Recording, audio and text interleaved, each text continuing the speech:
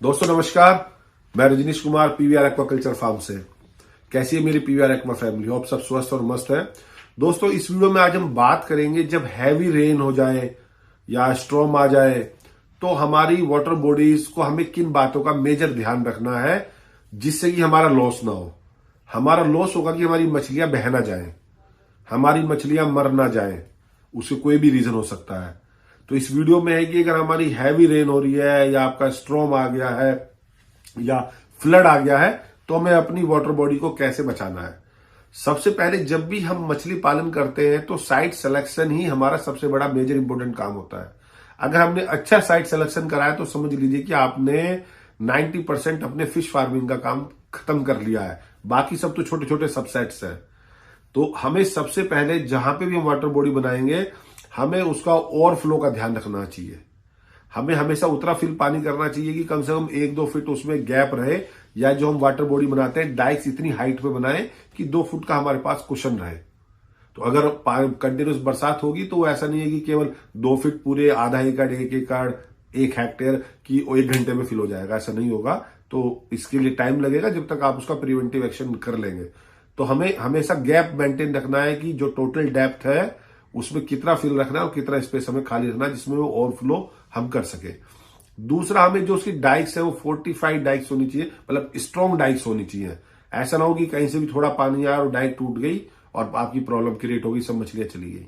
तो वो strong dykes होनी चाहिए। तीसरा पॉइंट हमें ध्यान रखना है कि मेरी मछलियां एस्केप ना हो जाए। तो अगर ऐसी सिचुएशन बनती है तो आपके पास नेट्स होने चाहिए। आपने जो हम जब अपने छोटे बच्चों को सीड को रियर करते हैं तो हमने देखा होगा बहुत सारी वीडियोस में हम फ्रॉग से, स्नेक से बचाने के लिए बाउंड्री पे नेट लगा देते हैं।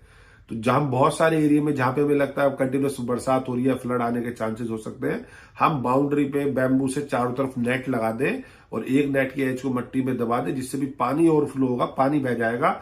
आपका जो बायोमास है, फिश है, लाइव स्टॉक है, वो विद इन उसी कन्फाइंड एरिया में रहेगा, तो आपको लॉस नहीं होगा। ये हमें बड़ा ध्यान रखना है। तीसरा, अगर कंटिन्यूस बरसात हो रही है तो आपके माइंड में एकदम आ जाना चाहिए कि आपको फीडिंग तो स्टॉप करेंगे, ऑक्सीजन लेवल एनहांस करना है आपको। क्योंकि अगर ऑक्सीजन लेवल आपका डिप हो जाएगा क्योंकि सनलाइट नहीं निकलेगी तो उससे भी आपकी मोर्टिलिटी होने के चांसेस रहेंगे, क्योंकि ऑक्सीजन ड्रास्टिकल डिप होगा। तो एरेशन का आप सब बंदोबस्त कर सकते हैं उस ड्यूरेशन में।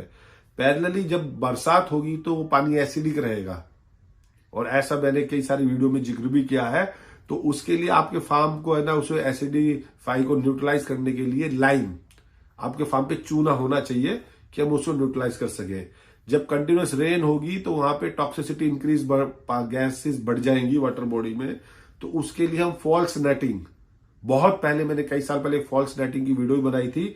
फॉल्स नेटिंग में हम क्या करते हैं कि जो नीचे आपकी अनवांटेड गैस इकट्ठी हो जाती है, हम वहां पे फॉल्स, मतलब केवल मछलियों को लगेगा नेटिंग हो रही है, लेकिन नेटिंग नहीं करते। हम निचली सतह पे, उसके बॉटम पे टर्बुलेंस क्रिएट करते हैं, उसका असंतुलन कर देते हैं। चाहे वो ईंटों से करो, चाहे कोई आयरन की रोड ले लीजिए, उसको पूरे बॉटम पे घुमा दीजिए, तो जो भी वहां पे अनवांटेड टॉक्सिसिटी गैसेज है वाटर से रिलीज हो जाएगी।